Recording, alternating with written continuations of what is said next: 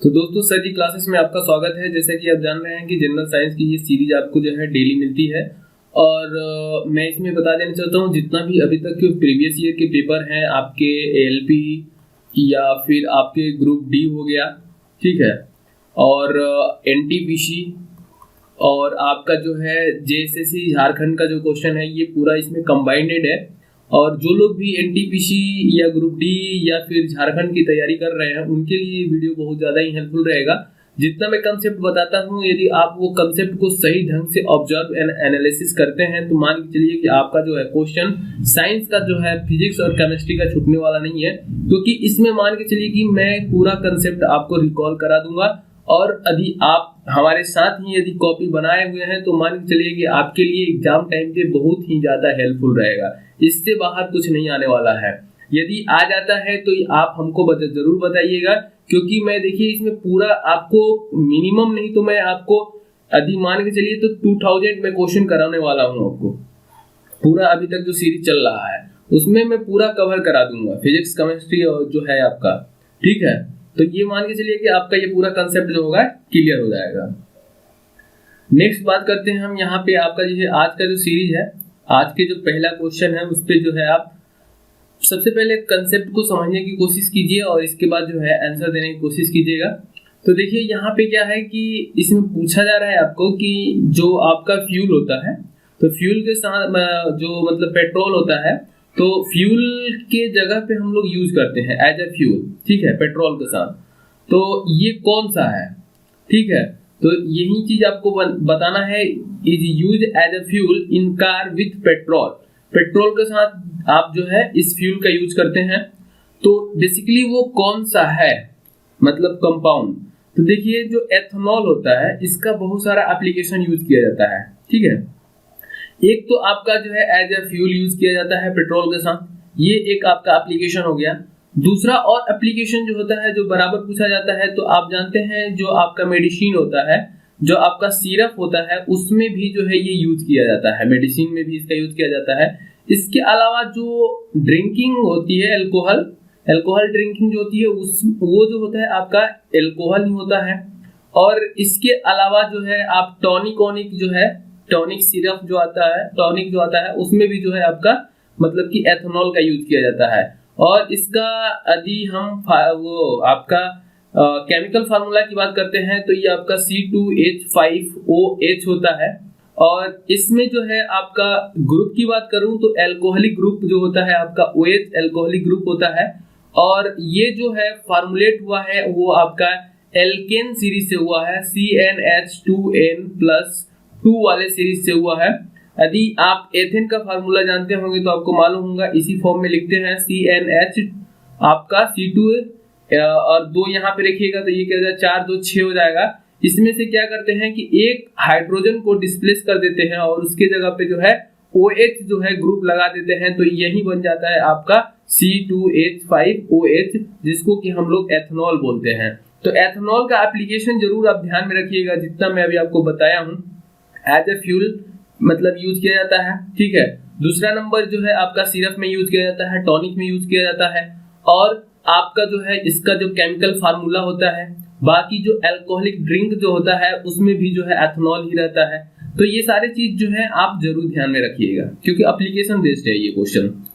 Next question की हम बात करते हैं यहाँ पे। तो देखिए ये जो है बहुत अच्छा क्वेश्चन है।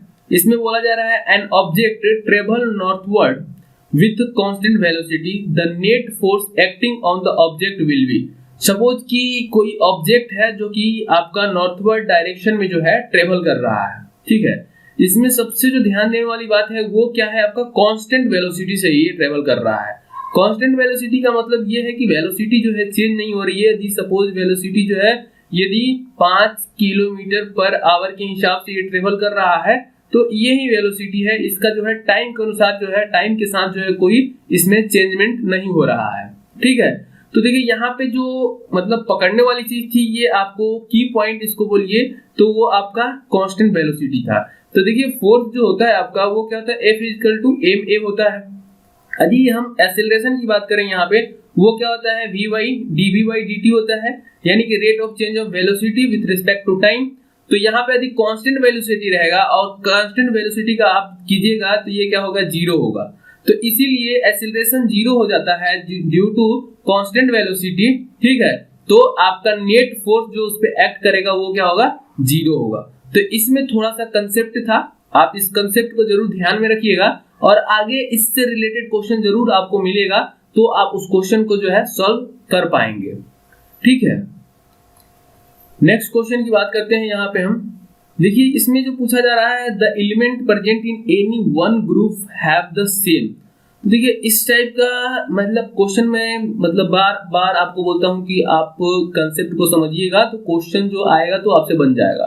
तो देखिए मैं आपको बताया था कि जब भी ग्रुप पहचानते हैं तो हम लोग किस बेसिस पे पहचानते हैं। सपोज यदि मैं सोडियम लिया हूं, यदि सोडियम में लिया हूं, इसका 11 होता है 2 8 और ये आपका जो है 1 है, ठीक है।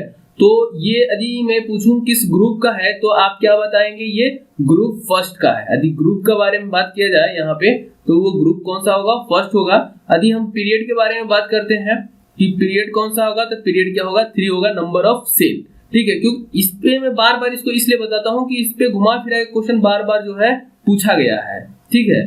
तो यहाँ पे देखिए डायरेक्ट ना पूछ के ये इन्होंने इनडायरेक्ट पूछा हुआ है कि मतलब आपको ग्रुप फाइंड आउट करना है तो आप मतलब कैसे फाइंड आउट कीजिएगा। तो बेसिकली आप जानते हैं कि ये 1 जो होता है वो क्या होता है, वैलेंस इलेक्ट्रॉन होता है किसी भी एलिमेंट का। वही चीज आपको यहाँ पे बताना है कि नंबर ऑफ वैलेंस इलेक्ट्रॉन के बेसिस पे जो है हम ग्रुप फाइंड आउट करते हैं, ठीक है। तो ये कंसेप्ट है, बाकी पीरियड का भी है।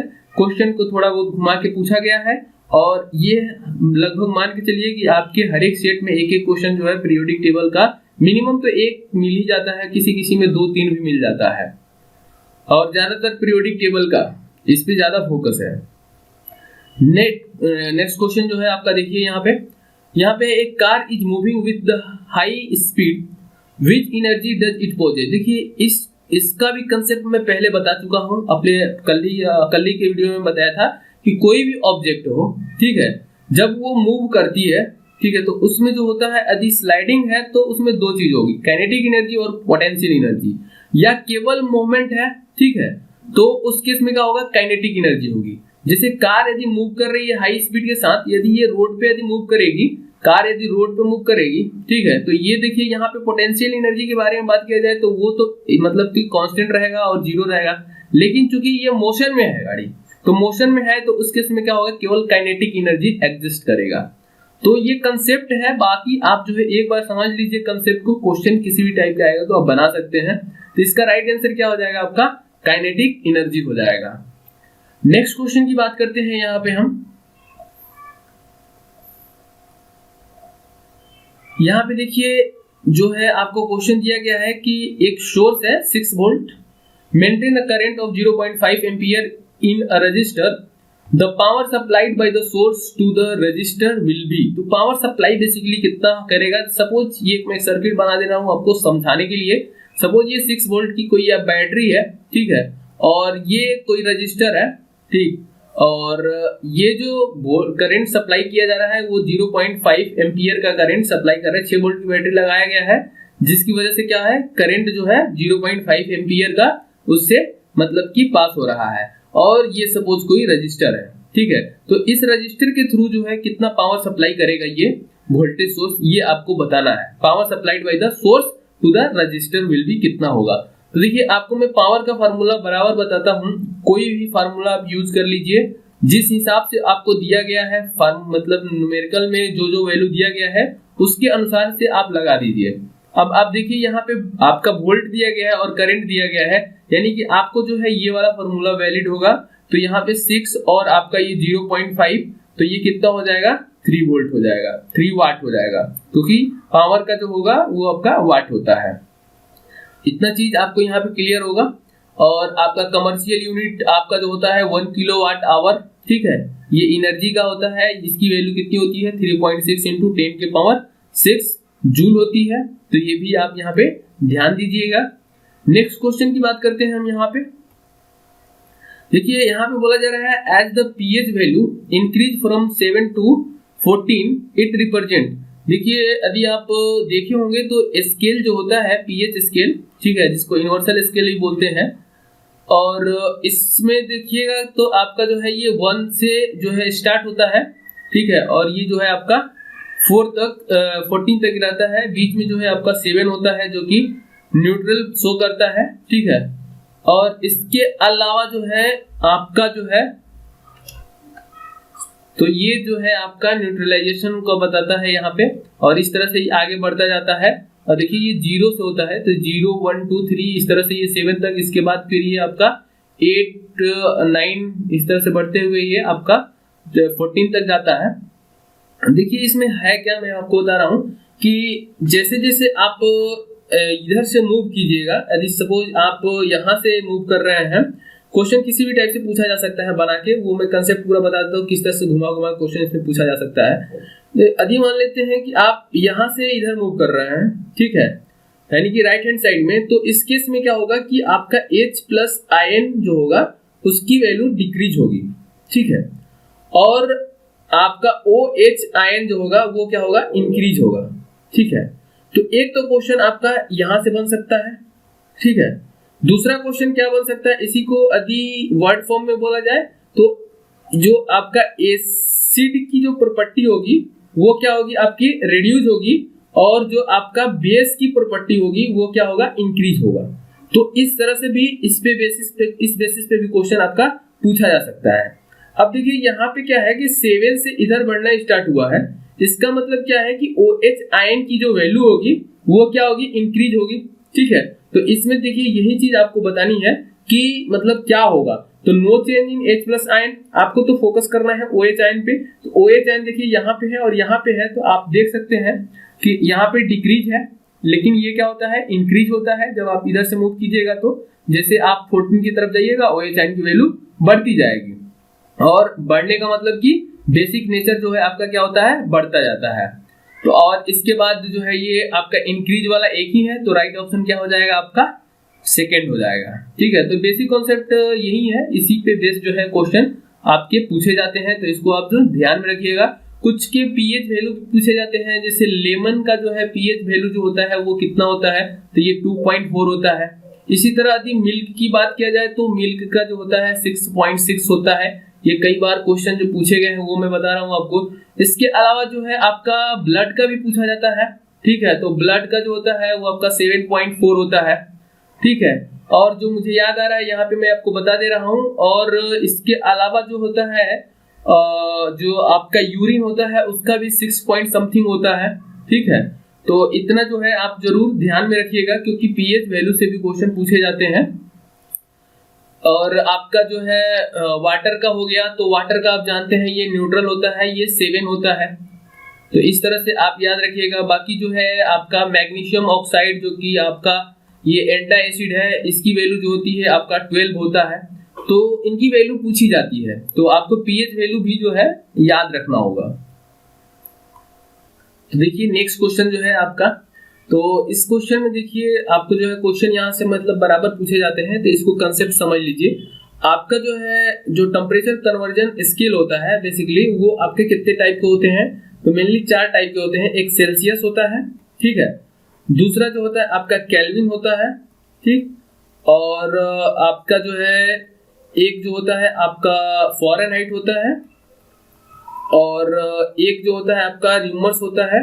तो ये 4 स्केल होते हैं, और ये चारों स्केल की जो ये आपका रिलेशन है इसको आपको ध्यान में रखना है।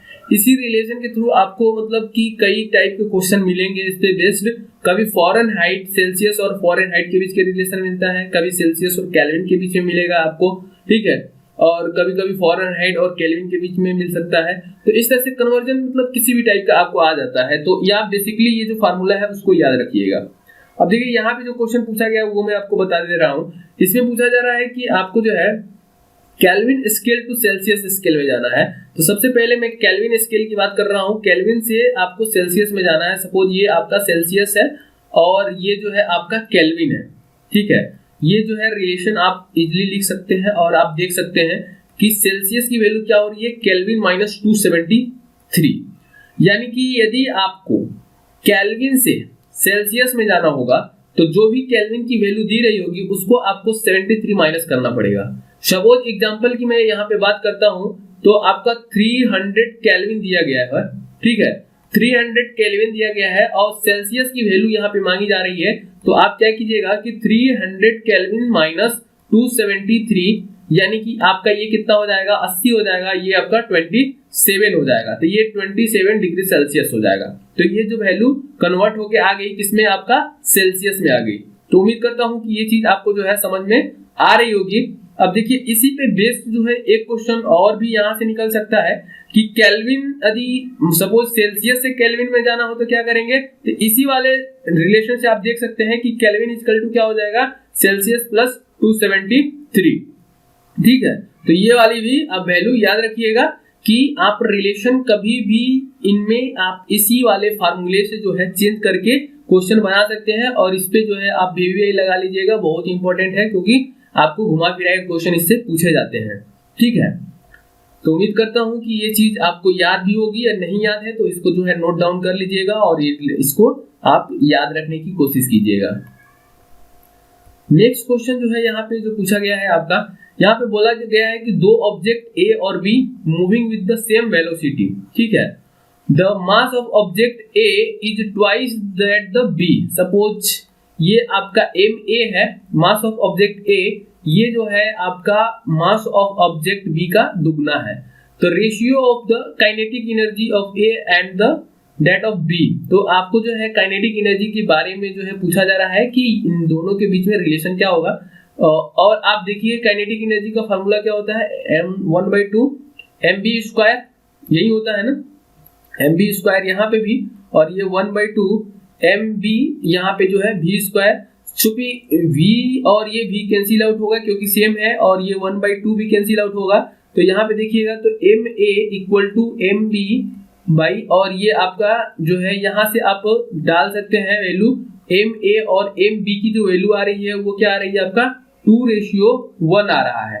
तो यहाँ पे 1/2 mv², तो यहाँ पे जो आप रखिएगा वैल्यू, तो ये वैल्यू कितनी आ रही है, 2:1 आ रहा है। तो राइट आंसर आपका क्या हो जाएगा, 2:1।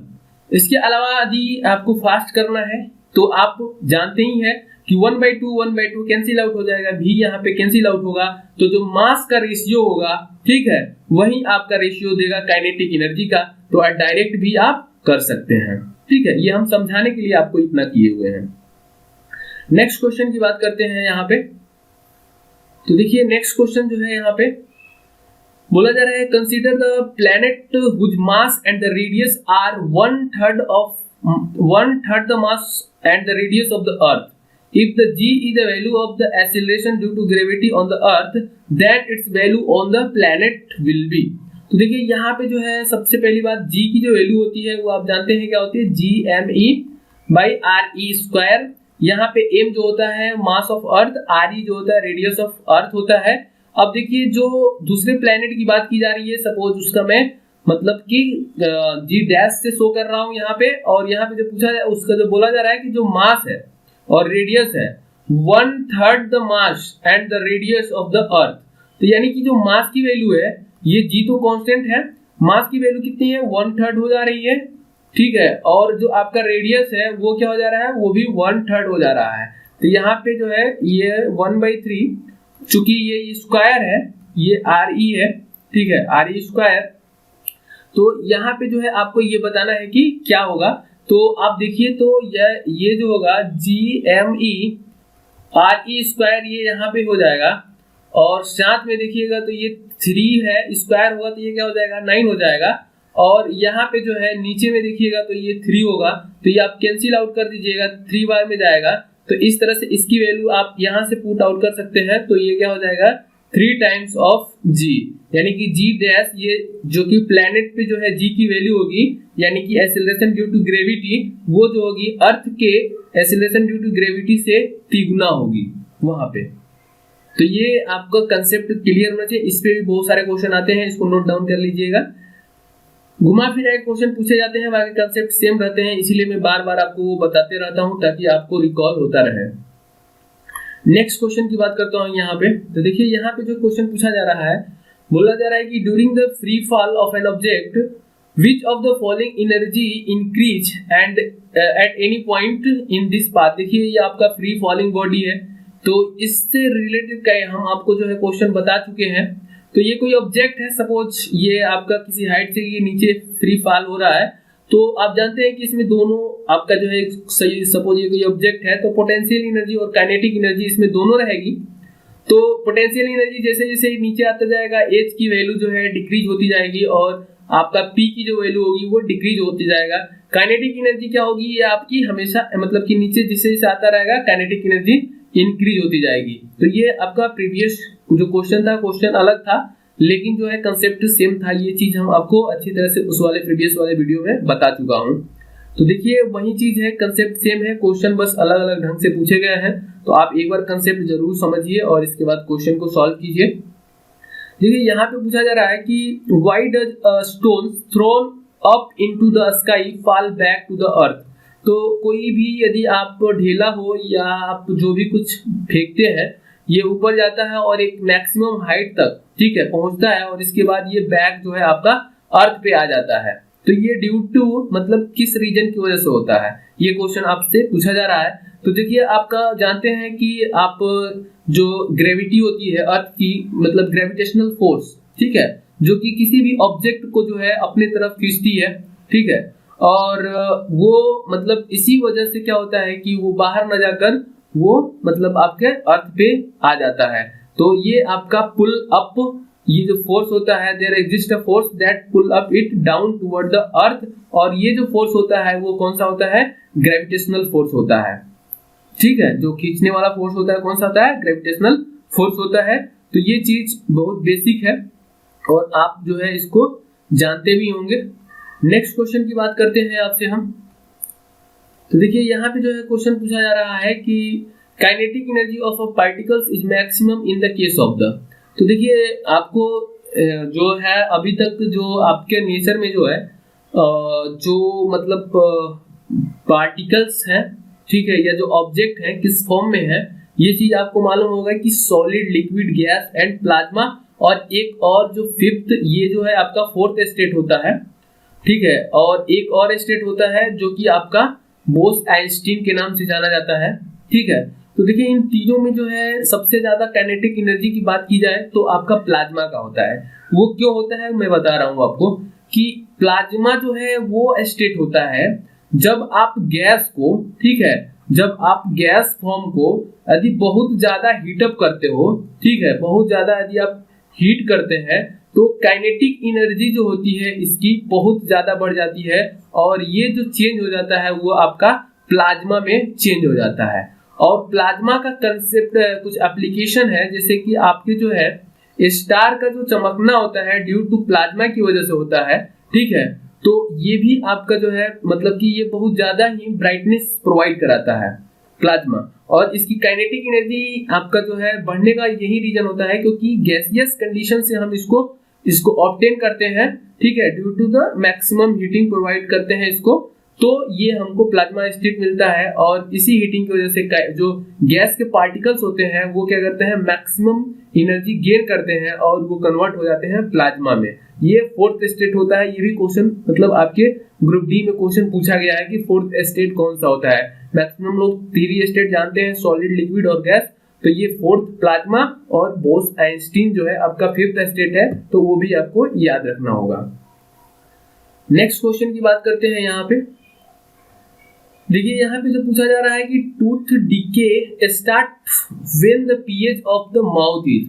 तो पीएच ऑफ माउथ जो है आपका कितने से होगा कम तो आपका मतलब डीकेइंग स्टार्ट हो जाएगा टीथ का ठीक है।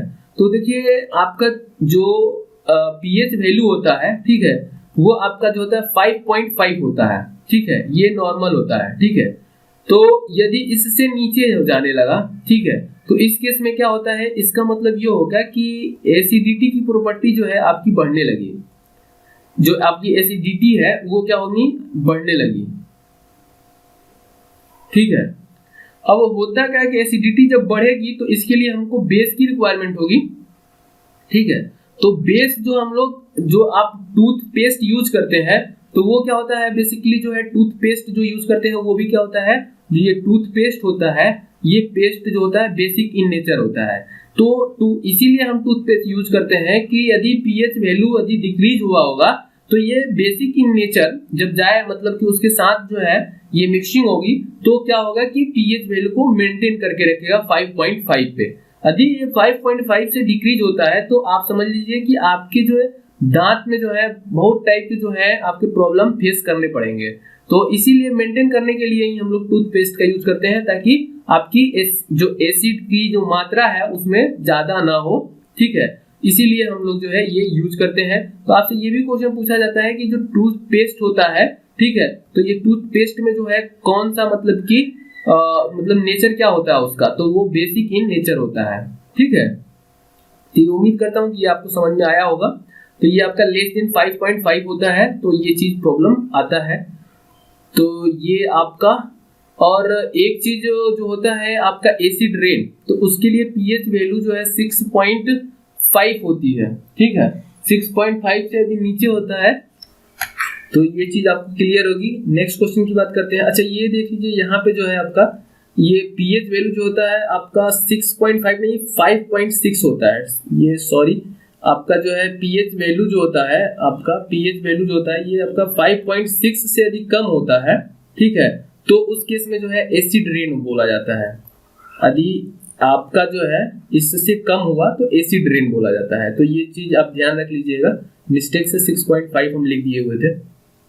नेक्स्ट क्वेश्चन की बात करते हैं यहाँ पे कि जो सोल्डर होता है ये एक एलॉय है, ठीक है, तो इसमें बेसिकली कौन कौन से मेटल इन्वॉल्व होते हैं, तो ये किस किस का मिक्सचर होता है बेसिकली, तो आपका लीड और टीन का होता है। ये जो होता है एलॉय सोल्डर जो होता है वो किसका होता है, लीड और टीन का होता है। और इसमें जो है जो ये आपका सोल्डर होता है और सेम कंपोनेंट जो होता है वो आपका फ्यूज का भी होता है। जो आपका फ्यूज होता है तो उसमें भी जो आपका क्या होता है लीड और टीन होता है, ठीक है। तो ये भी याद रखिएगा क्योंकि इसमें भी पूछा जाता है कि आपका ये किस चीज का एलॉय है। तो सोल्डर और आपका ये बस आपका उसमें जो है परसेंटेज वाइज चेंजमेंट होता है लेकिन जो एलिमेंट होता है वो आपका सेम होता है। तो ये चीज आपको ध्यान में रखनी होगी। इसके बाद जो है आप यहाँ पे देखिए नेक्स्ट क्वेश्चन जो पूछा जा रहा है, an object is placed in front of the concave mirror at the point between its center of curvature and the focus, the image will be formed at, तो इमेज कहाँ बनेगा ये चीज आपको बताना है। तो देखिए इसमें बहुत सारा जो होता है ये आप यदि मिरर पढ़े होंगे तो ये बहुत इंपॉर्टेंट पॉइंट होता है। यहाँ पे देखिए ये कनकेव मिरर है, ठीक है। कनकेव मिरर में क्या होता है कि रिफ्लेक्टिंग जो एज होती है ये फ्रंट ऑफ आपका रेडियस ऑफ कर्वेचर या सेंटर के सामने होती है। तो ये आपका जैसे suppose radius of centre of curvature हो गया, ये आपका फोकस हो गया, और जो ऑब्जेक्ट रखा गया है वो बोला जा रहा है कि ये यहाँ पे रखा गया है, ठीक है, centre of curvature and focus के बीच रखा गया है। तो ये जो है कहाँ पे बनेगा इसका इमेज, तो देखिए ये जो बनता है इमेज ये आपका वास्तविक एंड उल्टा जो है ये बनेगा आपका यहाँ पे, यानी कि beyond the centre of curvature.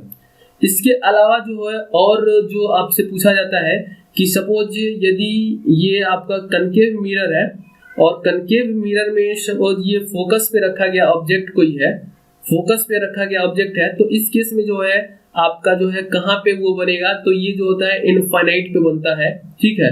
तो ये चीज आपको ध्यान में रखनी है। और इसके अलावा जस्ट इसके अपोजिट जो होता है कि यदि कोई ऑब्जेक्ट जो है इनफाइनाइट पे रखा गया है तो उस केस में जो है कहाँ पे आपका जो है वो बनेगा, तो ये आपका जो बनता है फोकस पे बनता है, ठीक है।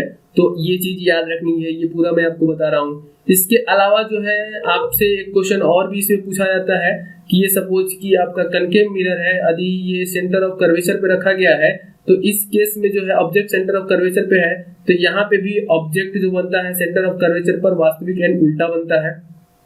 एक और भी आता है जो कि आपसे पूछा जाता है कि ये सपोज ये आपका जो है पोल है और ये आपका जो है फोकस है, इसके बीच यदि रखा जाए तो ये ऑब्जेक्ट का जो है इमेज कहाँ बनेगा, तो देखिए ये ऑब्जेक्ट का इमेज जो बनता है आपका कनकेव लेंस के कनकेव मिरर के पीछे बनता है और ये जो है सीधा बनता है और बड़ा बनता है, ठीक है।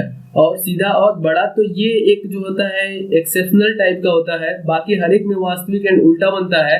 और इस केस में जब फोकस और पोल के बीच रखा जाता है तो ये सीधा और आपका जो है मतलब कि वर्चुअल बनता है, यानी कि दर्पण के पीछे बनता है।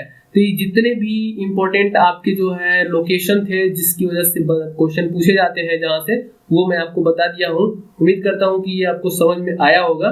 तो आप इसको इजीली जो है अपना बुक में जो भी होगा देख लीजिएगा, नोट डाउन कर लीजिएगा। यही 4-5 जो कंडीशन होते हैं इससे क्वेश्चन बनते रहते हैं, ठीक है।